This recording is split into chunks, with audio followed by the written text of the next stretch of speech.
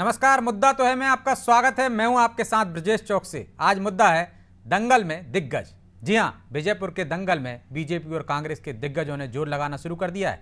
दरअसल विजयपुर उपचुनाव दोनों दल के लिए नाक का सवाल बन गया है, लिहाजा इस सीट को जीतने के लिए दिग्गज दम लगा रहे हैं। रामनिवास रावत के पक्ष में सीएम डॉक्टर मोहन यादव और बीडी शर्मा ने माहौल बनाया और कांग्रेस को घेरा, तो कांग्रेस प्रत्याशी के लिए प्रचार करने आए राजस्थान के पूर्व उप मुख्यमंत्री सचिन पायलट ने बीजेपी को निशाने पर लिया। ऐसे में अब सवाल यह है कि विजयपुर में किसकी जय होगी? विजयपुर की जनता इस बार किस पर भरोसा करेगी? सवाल तो ये भी, विजयपुर सीट पर कौन अपनी साख बचाने में कामयाब होगा? आज चर्चा में इन तमाम सवालों की तह तक पहुंचने की कोशिश करेंगे, लेकिन पहले देखिए रिपोर्ट।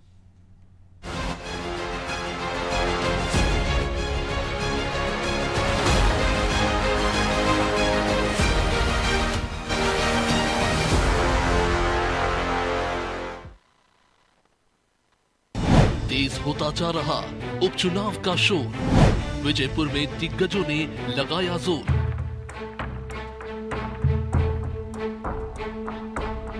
बुधनी के बाद विजयपुर में बीजेपी और कांग्रेस के दिग्गजों ने हुंकार भरी। बीजेपी प्रत्याशी और मंत्री रामनिवास रावत के पक्ष में प्रदेश अध्यक्ष बीडी शर्मा और मुख्यमंत्री डॉक्टर मोहन यादव ने माहौल बनाया। इस दौरान बीजेपी नेता ने कांग्रेस पर जमकर हमले किए। बीडी शर्मा ने तो पूर्व सीएम कमलनाथ को करप्शन नाथ और दिग्विजय सिंह को मिस्टर बंटाधार बताया। उन्होंने कांग्रेस के प्रदेश अध्यक्ष जीतू पटवारी को अपना घर संभालने की नसीहत दी, तो सीएम डॉक्टर मोहन यादव ने कहा कि विजयपुर में विकास के काम किसी ने किए तो वो पार्टी है बीजेपी। उन्होंने कई उपलब्धियों को गिनाते हुए कांग्रेस को निशाने पर लिया। एक 55 साल का कांग्रेस का समय निकला है और ये 20 साल में समय बदला है। ये माइक और लाइट चल के मैं भाषण अगर दे रहा हूँ तो ये भाजपा की तो देन है, नहीं तो बोल ही नहीं पाते। लाइट रहती थी लाइट क्या? चुनाव के बाद आमतौर पे विधायक कोई बन जाए तो कोई छोड़ता है? काय के लिए रिस्क लेगा, काय के लिए झंझट में पड़ेगा? वो तो चुनी गए 5 साल के लिए। लेकिन उस आदमी ने कहा कि नहीं, मैं विधायक बाद में, मेरे क्षेत्र की जनता का विकास ज्यादा जरूरी। आपके सबके जीवन के बदलाव के लिए वो भाजपा में आए, तो यह चुनाव किनका, उनका है कि आपका है?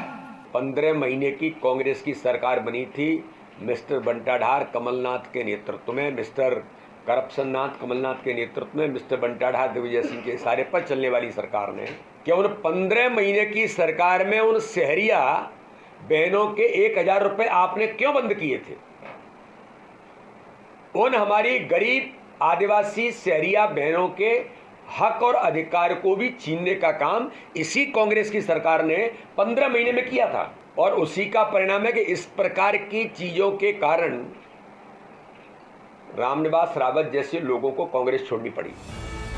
इधर बीजेपी के दिग्गजों ने विजयपुर में जोर लगाया तो कांग्रेस के लिए प्रचार करने आए राजस्थान के पूर्व उप मुख्यमंत्री सचिन पायलट ने बीजेपी पर जमकर आरोप लगाए। साथ ही सवाल पूछा कि लाडली बहना योजना इतनी अच्छी थी तो शिवराज सिंह को यहां से हटाया क्यों गया? इतने सालों से वो काम कर रहे थे तो उनको मजबूरन यहां से क्यों जाना पड़ा? उन्होंने तो फ्रीबीज को लेकर भी बीजेपी से सवाल किए और इस पर झूठ बोलने के आरोप लगाए। असल बात यह है कि मध्य प्रदेश में जब से चुनाव हुआ है, नई सरकार बनी है, तो सरकार के गठन के बाद जिन उम्मीदों को लेकर जनता ने वोट डाले थे, जिन मोदी गारंटीज को और जिन मैनिफेस्टो को लेकर जनता के बीच में गए थे, इन 11-12 महीने में किसी सूरत में भी इस नई सरकार ने उन वादों पर खरा उतरने की कोशिश भी नहीं करी। इतना उनकी योजना अच्छी थी तो उनका से हटाया क्यों गया? भाई इतने सालों से वो काम कर रहे थे तो उनको मजबूरन यहाँ से जाना क्यों पड़ा? चलिए अब ये भी समझ लेते हैं कि विजयपुर सीट पर दोनों दलों के दिग्गज इतना जोर क्यों लगा रहे हैं। दरअसल इस सीट पर रामनिवास रावत के साथ ही बीजेपी की साख भी दांव पर लगी है। रामनिवास रावत यहाँ कांग्रेस के टिकट पर 6 बार जीत चुके हैं, लेकिन अब वो बीजेपी में है और मोहन सरकार में मंत्री। लिहाजा इस सीट को हर हाल में बीजेपी और रामनिवास रावत जीतना चाहते हैं। वही कांग्रेस इस सीट को अपने गढ़ के तौर पे देखती है, लिहाजा उसके लिए विजयपुर जीतना नाक का सवाल बना हुआ है। हालांकि अब विजयपुर की जनता किसकी साख बचाएगी, किसके सिर जीत का सेहरा बांधेगी, ये आने वाला वक्त ही बताएगा। ब्यूरो रिपोर्ट, अनादि टीवी।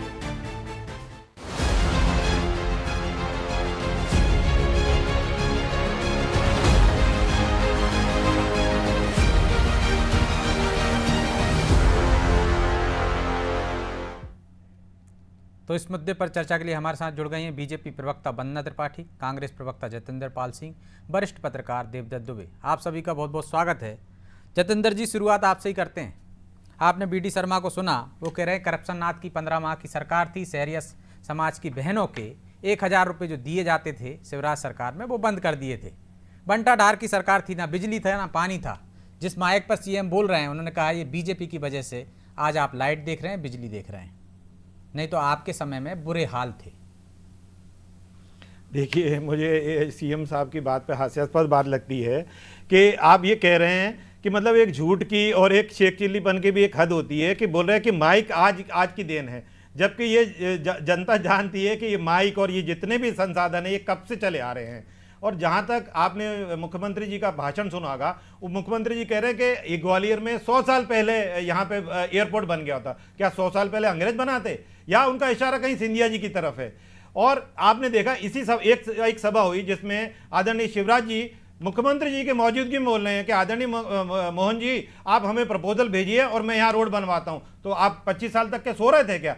अभी विकास अगर क्यों नहीं हुआ? रामनिवास रावत जी के आज आंखें खुलती हैं कि भैया आज मैं 6 बार यहाँ विधायक रहा, अब मुझे विकास के लिए दूसरी पार्टी में जा रहा है। क्या 6 बार के विधायक को क्या कोई छोटा दूध पीता बच्चा है क्या? मुझे बताएं जरा ये बात। रही बात विजयपुर की, विजयपुर कांग्रेस का गढ़ रहा है और हमारे जितने भी सीनियर नेता हैं, चाहे वो नीचे के हमारे जो कार्यकर्ता जमीनी लेवल पे उनकी बात कर लें या जो टॉप लेवल के हमारे जो है वरिष्ठ जो नेता हैं, इन सब का सघन दौरा चल रहा है। और आप देखिएगा आने वाला समय जब जिस दिन 13 नवंबर को चुनाव होंगे, कांग्रेस के पक्ष में चुनाव नतीजा आएगा। ना केवल नतीजा आएगा, लगभग 10,000 वोटों से ज्यादा से यहाँ पे कांग्रेस पार्टी भारतीय जनता पार्टी को हराएगी। लेकिन ऐसे दावे तो आप पहले भी करते रहे, अमरवाड़ा में भी किया। जी, मैं मानता हूं दावे की बात। देखिए, हर एक चुनाव में कोई ना कोई टारगेट लेके चला जाता है। उसको दावे कह लें या एक कोई ना कोई। लेकिन कांग्रेस का गढ़ रहा है तो अभी विकास मुद्दा होना चाहिए था ना। नहीं, विकास कांग्रेस मुद्दा ने तो इतना काम किया होता।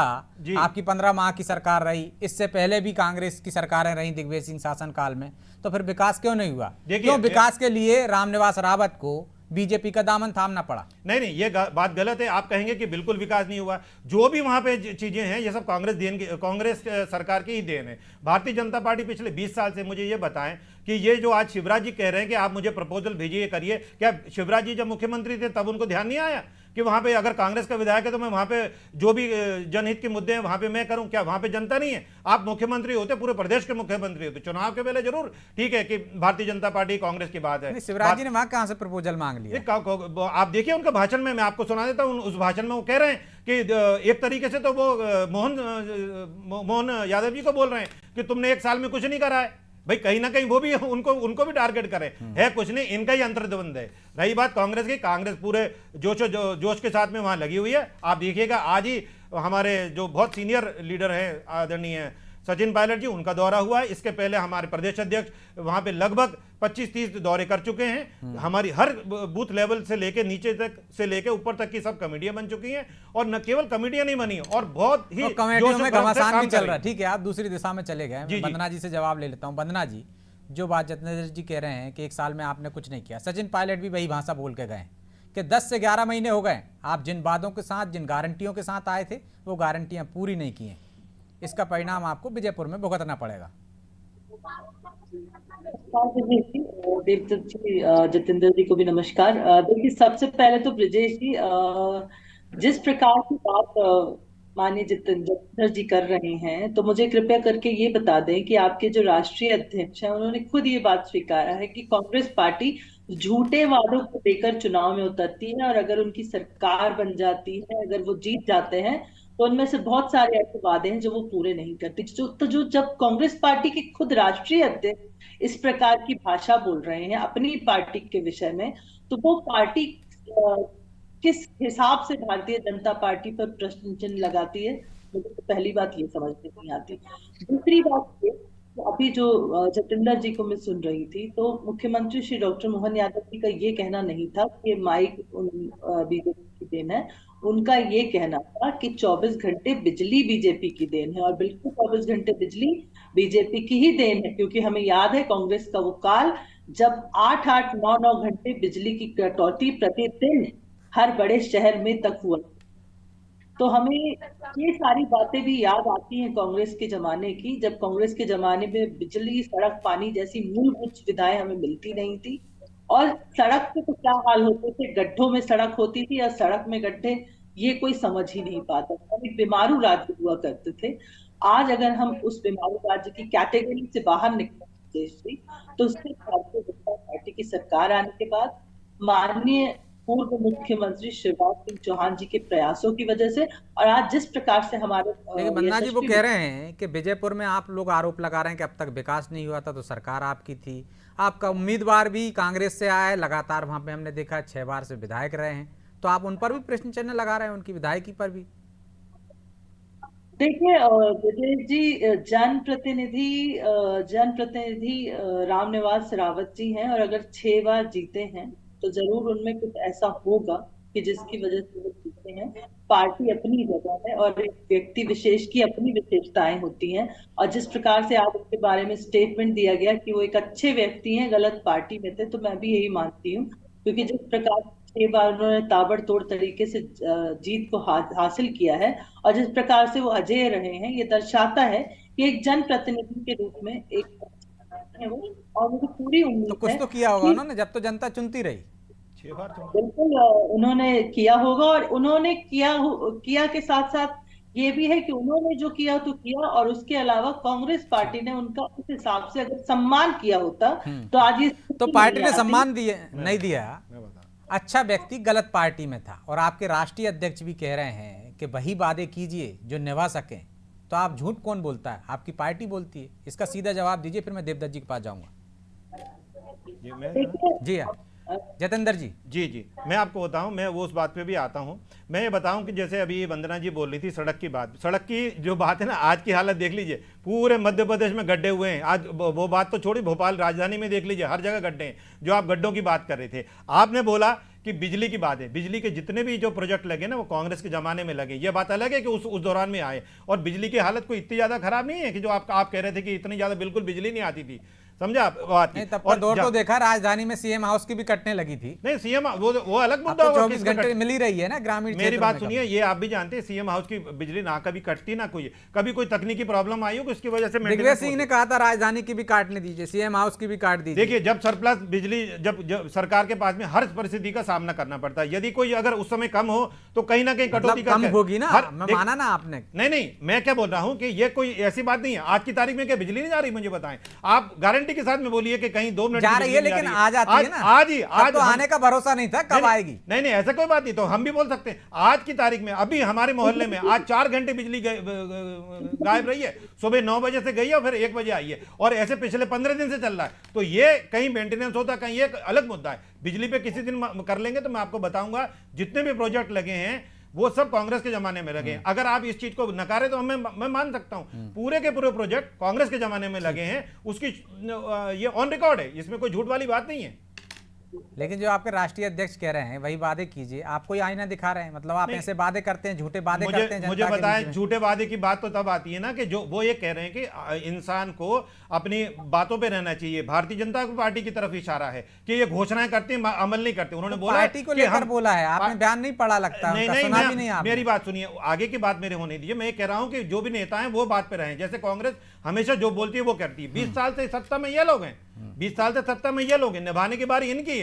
तो हमारा जो राष्ट्रीय अध्यक्ष है वो हर तरीके के वो कहता है कि जब भी अपने राज्यों में जहां आपने वादे किए हैं वहां की स्थिति वहां बता हो रहे रही थे कि है। वही वादे करिए जो आप पूरा कर सके। तो वहां बात तो वही वहां बात कर नहीं पा रहे ना आप, इसलिए वो कह रहे हैं। देखिए मेरी बात सुनिए, वादे कहीं कम कहीं ज्यादा ये तो चलते हैं, मगर जहां चलते 20 साल क्यों? जनता से सीधे वादे करो कि हम निभा पाओ, वही वादे करो। तो वो बात कोई गलत बात तो नहीं है। अपन जो तो बोलो मतलब गलत वादे कर रहे हैं ना आप लोग। नहीं, वो ये बोल रहे हैं कि कल को भी आपको सरकार जनता के बीच में जाना है तो कम से कम करो। इनके जैसे नहीं है कि लाडली लक्ष्मी बोल दिया कि 3000 रुपए दे देंगे, अब आज 1 साल होने को आया है तो बोले थे 3 महीने में दे देंगे, वो नहीं मिले हैं। बेरोजगारी के बोल रहे थे कि हम 1 साल में 1 लाख नौकरी देंगे, वो अभी तक नहीं मिली है। कानून व्यवस्था के आपने सामने देखा क्या हालत हो रही है।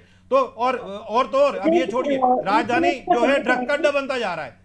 तो ये सब चीजों के ऊपर में आप बताइए, आप इनकी पूरा फेल्यूर है। हम इन चीजों के लेके ही चुनाव मैदान में जा रहे हैं। अड्डा बनना अलग बात है, आरोपी का पकड़ा जाना अलग बात है। आरोपी पकड़ेंगे नहीं क्या? पकड़ा है आपके आईटी सेल का प्रमुख था। आरोपी पकड़ना से करने के वो आप ये बताइए, ये स्थिति बनी क्यों? आरोपी पकड़ेंगे नहीं क्या? घूमने देंगे? आरोपी पकड़ोगे तो बहुत बड़ी शाबाशी है। मैं ये कह रहा हूं कि क्राइम हो रहा है तो क्यों हो रहा है, वो भी मध्य प्रदेश की नहीं। आपका समय आएगा, आप बोलिएगा, आपका समय आएगा वंदना जी, तब बोलिएगा, आपका समय आएगा बोलिएगा, मैं भी बोल सकता हूँ। आप पूरी बात सुनिए। ठीक, जी जी। 8-9 घंटे राजधानी में क्यों जाया? अभी भी जा रही है, 4-5 मुझे भी याद है। आप मुझे बताइए कि अभी नहीं जा रही? आज भी जा रही है, हर मोहल्ले में जा रही है, मुख्यमंत्री के शामला हिल में जा रही है, सब जगह जा रही है। मुझे बताएं क्या 2 मिनट के लिए बिजली नहीं जा रही? 5-5 घंटे अभी भी जा रही है, और उसका प्रमाण है रोज अखबारों में आता है। रोज अखबारों मैं लौट रहा हूँ, आप दोनों के पास लौट रहा हूँ, दूसरे दौर में आता है। रोज अखबारों में आता है 5 घंटे बिजली को रोज अखबारों में आता है। आज भी मैं बताऊंगा, आज आपको निकाल घोषित रूप से मेंटेनेंस के लिए बंद हो रही है। किस जगह पे बिजली गायब है? खाली भोपाल में। आज वो मेंटेनेंस के लिए बंद हो रही है। तो वैसी परिस्थितियां नहीं है ना, देखो बिजली जाएगी इनका मेंटेनेंस मान लेंगे, और वैसी बिजली जाएगी तो फेल्योर में, ऐसा थोड़ी होता है। अब ये इसके पीछे की बात है। मतलब मेंटेनेंस की और उसकी तुलना कर रहे हो आप? बिजली जा रही थी 2003 से मैं पहले। क्या कह रहा हूँ, मेंटेनेंस को भी अपने उसमें गिन रहे हैं क्या? 5-5, 6-6 घंटे तो आपके समय भी जाती है, सबकी सरकारों में जाती है, मरम्मत होती है, बारिश के बाद सड़कें बनती हैं। नहीं, मेरी बात सुनिए, तो ये क्या रोज हो रही है मेंटेनेंस? अब बरसात भी चले, अलग अलग क्षेत्रों में होती है ना। नहीं, तो ये रोज का झंझट, रोज की हालत है कि भोपाल में रोज एक क्षेत्र में नहीं जाती ना। हर अलग चलिए मैं लौट रहा हूँ आपका, बिजली हमारा मुद्दा नहीं है, विजयपुर है। जी। दुबे जी, विजयपुर में दोनों दलों की नाक का सवाल बन चुकी है विजयपुर सीट। रामनिवास रावत के लिए दिग्गज मैदान में है, तो उधर आप देखिए कि सचिन पायलट जैसे दिग्गज भी मैदान में उतार लिए गए। क्या लगता है आपको, दिग्गज कुछ कमाल दिखा पाएंगे विजयपुर में? देखिए, जो स्थानीय समीकरण है और जो जातीय समीकरण है, जिस तरह से कांग्रेस ने प्रत्याशी दिया, उससे मुकाबला तो विजयपुर में रोचक हो गया है। शहरिया आदिवासी विजयपुर विधानसभा के जो करहल जनपद है उसमें ज्यादातर आते हैं, और जो मुकेश मेल्होत्रा को कांग्रेस ने टिकट दिया है, वो 2023 के चुनाव में निर्दलीय खड़े हुए थे और 45,000 वोट ले गए थे। तो एक तरह से जो मुख्य मुकाबला जो चल रहा है, जंग असली जंग है करहल क्षेत्र में। बाकी तो जिस तरह की जमावट की, इसलिए शायद बीडी शर्मा कह रहे हैं कि इन्होंने 1,000 रुपए बंद कर दिए थे। बिल्कुल, इसलिए वो चोट कर रहे हैं कि ये वोट उधर ना चला जाए।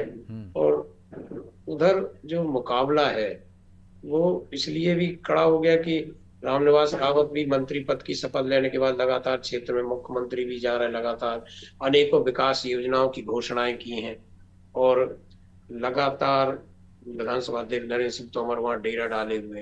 तो कांग्रेस भी अपने पूरे दिग्गजों को वहां लगाए, जयवर्धन और जो है वो अशोक सिंह, ये तो लगातार, नीटू सिकरवारी तो वहां डेरा डाले हुए।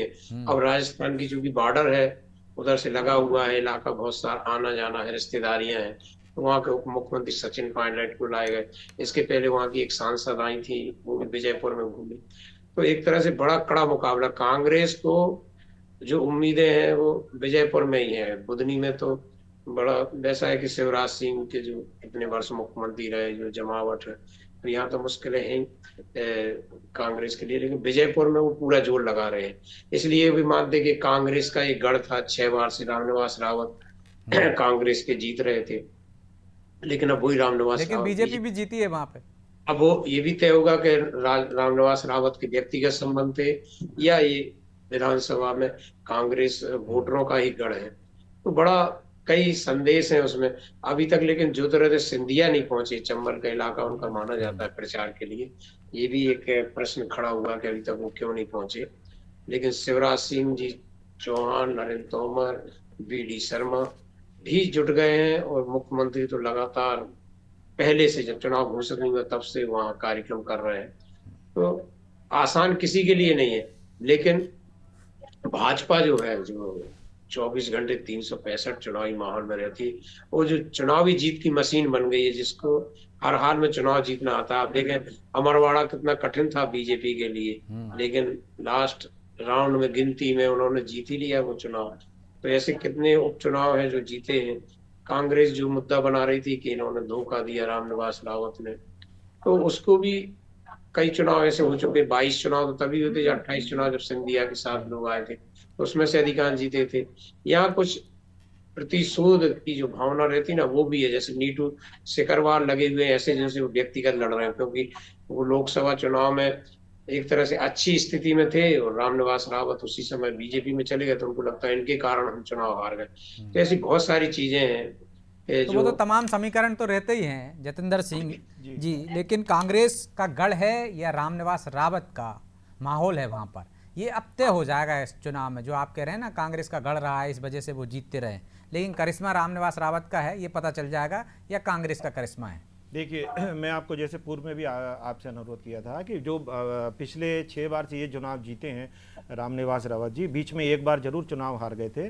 तो केवल जब होता है पार्टी भी ऐसे अगर अकेला चुनाव लड़े ना तो ऐसा नहीं, पार्टी जब सक्रिय रहती है, पार्टी का नेटवर्क अच्छा होता है। लेकिन उधर चुनावी मशीन है ना, जो दुबे जी कह रहे हैं। हाँ, चुनावी मशीन, ये मुझे 24 घंटे लगी रहती है। मैं ये इस बात से कहता हूं कि ये दुर्भाग्य की बात है कि इनका पूरा फोकस चुनाव पे रहता, जबकि होना चाहिए लोगों की समस्या हल करने के लिए।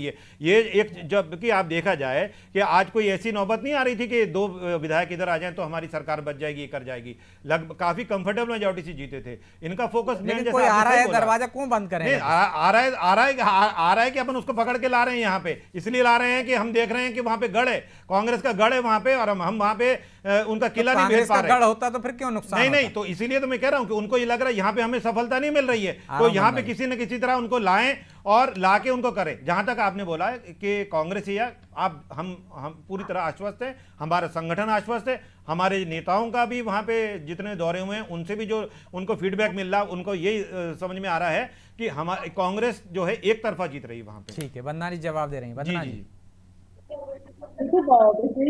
सबसे पहली बात तो अगर कांग्रेस का वो गढ़ है तो फिर कांग्रेस पार्टी को इतनी चिंता करने की आवश्यकता क्यों पड़ रही है कि आज उन्हें राजस्थान के उप मुख्यमंत्री जी को भी बुलाकर चुनाव प्रचार करवाना पड़ रहा है। आपके भी तो नेता जा रहे हैं ना। तो वही राजस्थान से सचिन पायलट जी को बुलाने की नौबत आ गई। तो कोई बाहर से नहीं गया क्या? कांग्रेस पार्टी की स्थिति क्या है? दूसरी चीज ये कि चुनाव में सब सारे जितने भी चीजें होती हैं सबका इस्तेमाल किए, चुनाव होता है। उनके यहाँ तो सचिन पायलट आ गए, आपके यहाँ तो सिंधिया जी नहीं पहुंच पाए अब तक। क्या मुझे बोलने का मौका दें? जी। देखिए, जिस प्रकार से हमारे शुभंकर मुख्यमंत्री श्री डॉक्टर मोहन यादव जी मध्य प्रदेश के लिए शुभंकर साबित हुए, उन्होंने जिस प्रकार से अमरवाड़ा चुनाव को जितवाया, उपचुनाव को जितवाया, आप देखिएगा विजयपुर में भी हम इतिहास रचेंगे ब्रजेश जी, और बुधनी में भी हम इतिहास रचेंगे। और उसका कारण है भारतीय जनता पार्टी की जो जनहितैषी योजनाएं हैं और हम जो जन कल्याण का कार्य कर रहे हैं। आप देखिए किस प्रकार से। चलिए, माफी चाहता हूं वंदना जी, क्योंकि समय की बाध्यता है, इसलिए चर्चा को यहीं विराम देना होगा। आप तीनों का बहुत बहुत धन्यवाद। तो ये उपचुनाव तय करेगा कि 11 महीने में सरकार ने क्या किया, किसका वर्चस्व है, किसकी जनता में लोकप्रियता है, रामनिवास रावत को लोग पसंद करते हैं या विजयपुर में कांग्रेस को, यह भी तय हो जाएगा इसके परिणाम के बाद। बहरहाल मुद्दा तो है, मैं इतना ही, मुझे दीजिए इजाजत और आप देखते रहिए अनादि टीवी। नमस्कार।